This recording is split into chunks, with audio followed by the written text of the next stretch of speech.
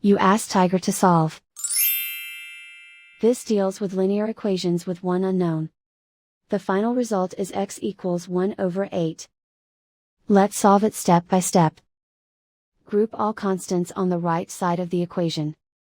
Add 6 to both sides.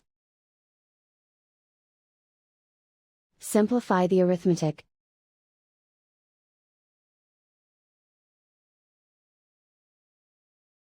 Isolate the x. Divide both sides by 48.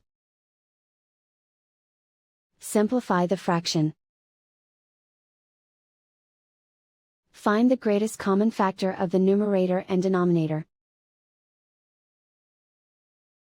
Factor out and cancel the greatest common factor.